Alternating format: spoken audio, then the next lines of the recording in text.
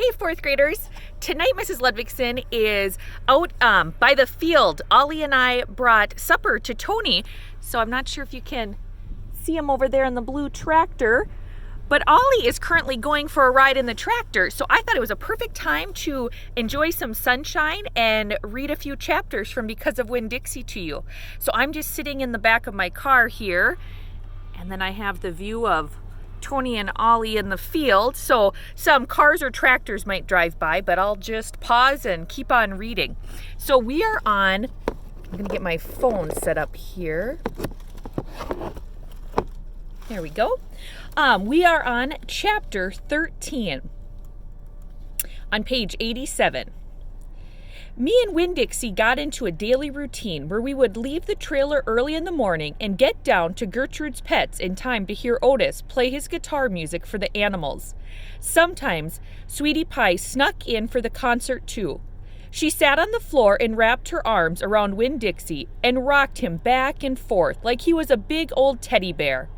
And then when the music was over, she would walk around trying to pick out which pet she wanted. But she always gave up and went home, because the only thing that she really wanted was a dog like Winn-Dixie. After she was gone, I would sweep and clean up and even arrange some of Otis's shelves, because he did not have an eye for arranging things, and I did. And when I was done, Otis would write down my time in a notebook that he had marked on the outside. 1 red leather collar, 1 red leather leash. And the whole time, he did not in any way ever act like a criminal. After working at Gertrude's Pets, me and Winn-Dixie would go over to the Herman W. Block Memorial Library and talk to Miss Franny Block and listen to her tell a story. But my favorite place to be that summer was in Gloria Dump's yard. And I figured it was Winn-Dixie's favorite place to be too, because when he got up to the last block before her house, Winn-Dixie would break away from my bike and start to run for all he was worth, heading for Gloria Dump's backyard and his spoonful of peanut butter. Sometimes Dunlap and Stevie Dewberry would follow me. They would holler, "There goes the preacher's daughter visiting the witch." "She's not a witch," I told them. It made me mad the way they wouldn't listen to me and kept on believing whatever they wanted to believe about Gloria Dump. One time, Stevie said to me, "My mama says you shouldn't be spending all your time cooped up in that pet shop and at that library, sitting around talking with old ladies. She says you should be out in the fresh air and play with kids your own age. That's what my mama says." "Oh, lay off her," Dunlap said to Stevie. Then he turned to me. "He don't mean it," he said. But I was already mad. I shouted at Stevie. I said, "I don't care what your mama says. She's not my mama, so she can't tell me what to do." "I'm going to tell my mama you said that," shouted Stevie, "and she'll tell your daddy, and he'll shame you in front of the whole church. And that pet shop man is retarded, and he was in jail, and I wonder if your daddy knows that." "Otis is not retarded," I said, "and my daddy knows that he was in jail." That was a lie, but I didn't care. "And you can go ahead and tell on me if you want, you big bald-headed baby." I swear, it about wore me out yelling at Dunlap and Stevie Dewberry every day. By the time I got to Gloria Dump's yard, I felt like a soldier who had been fighting a hard battle. Gloria would make me a peanut butter sandwich straight off, and then she would pour me a cup of coffee with half coffee and half milk, and that would refresh me. "Why don't you play with them boys?" Gloria asked me. "Because they're ignorant," I told her. "They still think you're a witch. It doesn't matter how many times I tell them you're not." "I think they are just trying to make friends with you in a roundabout way," Gloria said. "I don't want to be their friend," I said. "It might be fun having them 2 boys for friends." "I'd rather talk to you," I said. "They're stupid and mean, and they're boys."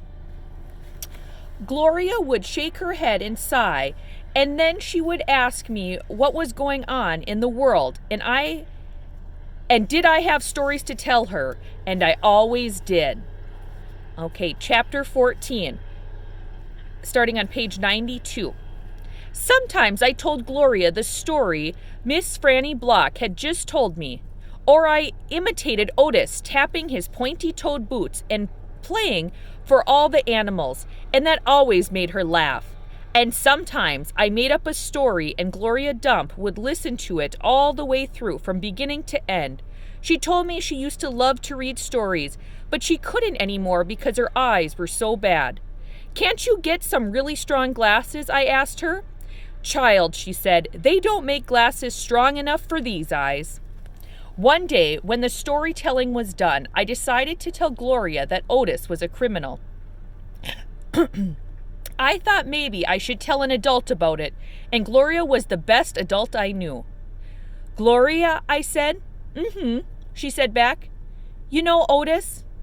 "I don't know him, but I know what you tell me about him." "Well, he's a criminal. He's been in jail. Do you think I should be afraid of him?" "What for?"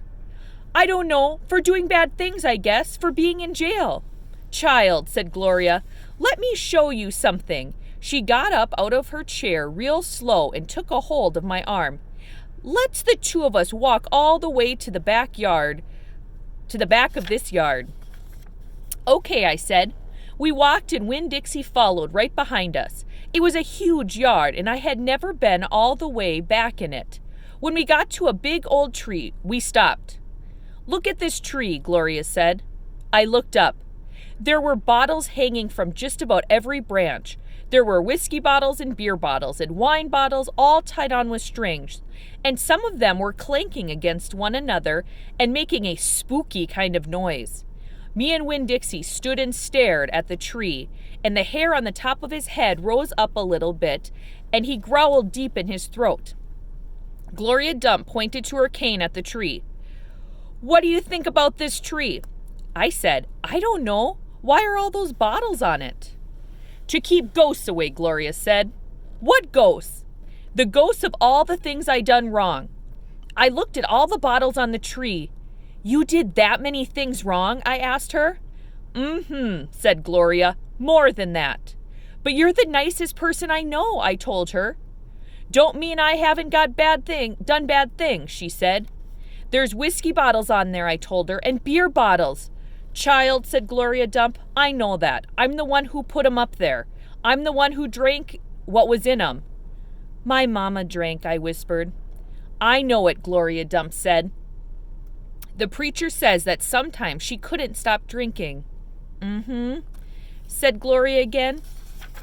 "That's the way it is for some folks. We get started and we can't stop. Are you one of those people?" "Yes, ma'am, I am. But these days I don't drink nothing stronger than coffee." "Did the whiskey and beer and wine, did they make you do bad things that are ghosts now?"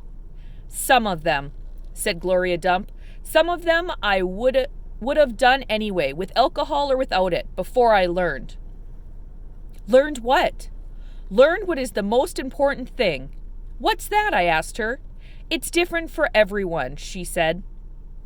"You find out on your own, but in the meantime, you got to remember, you can't always judge people by the things they done. You got to judge them by what they are doing now.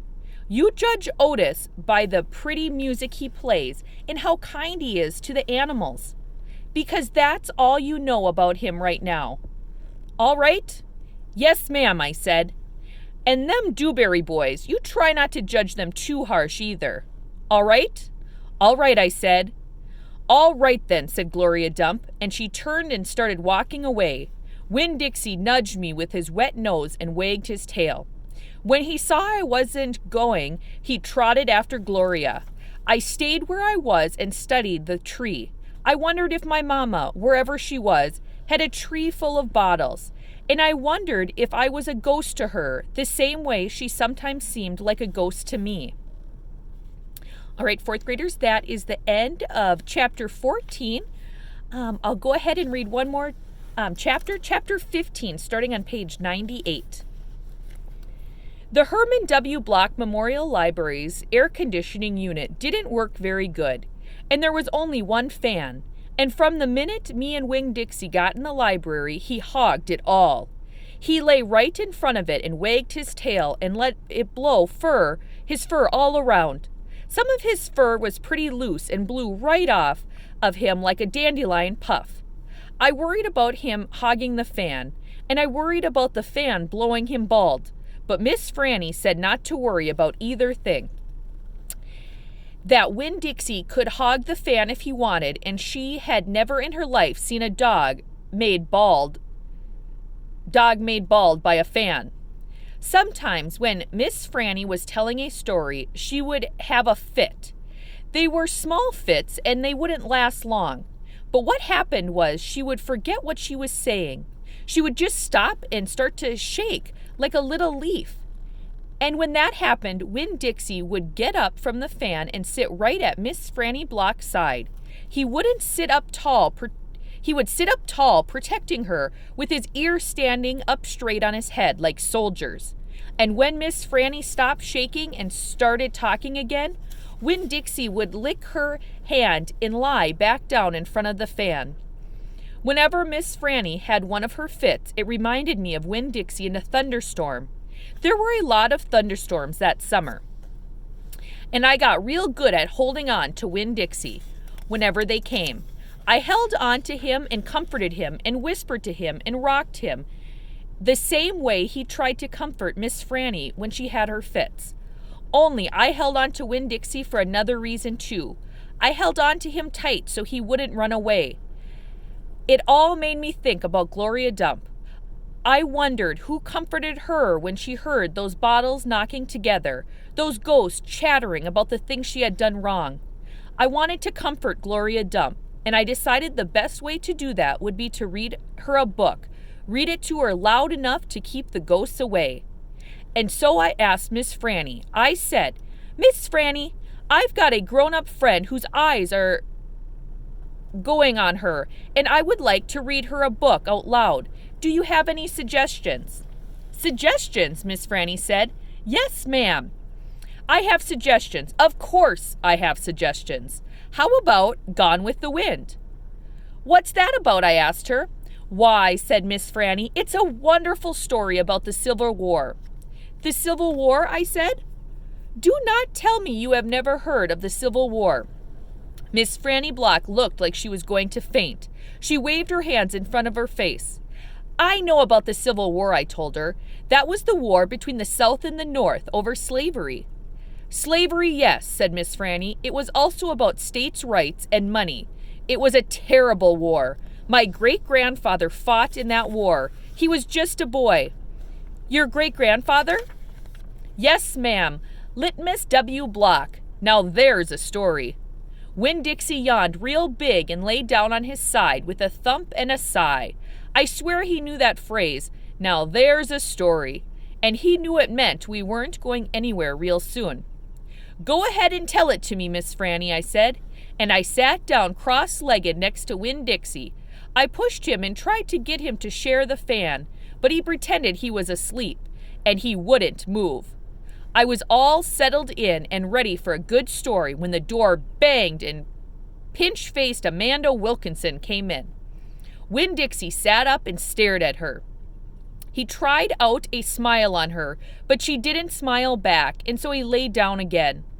"I'm ready for another book," Amanda said, slamming her book down on Miss Franny's desk. "Well," said Miss Franny, "maybe you wouldn't mind waiting.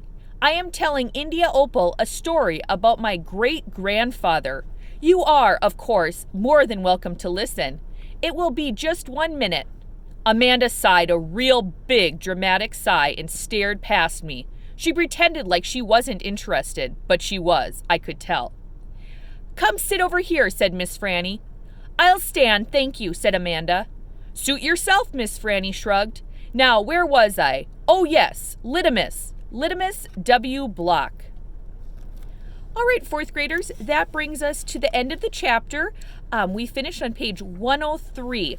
So for Thursday's read aloud, I'll start on chapter 16. So I hope you enjoyed the read aloud tonight as much as I did. The sun's kind of starting to go down. I see Tony and Ollie out there in the tractor planting. So we're just enjoying some fresh air out here tonight. So I hope you all have a great day, and I miss you all. Bye-bye.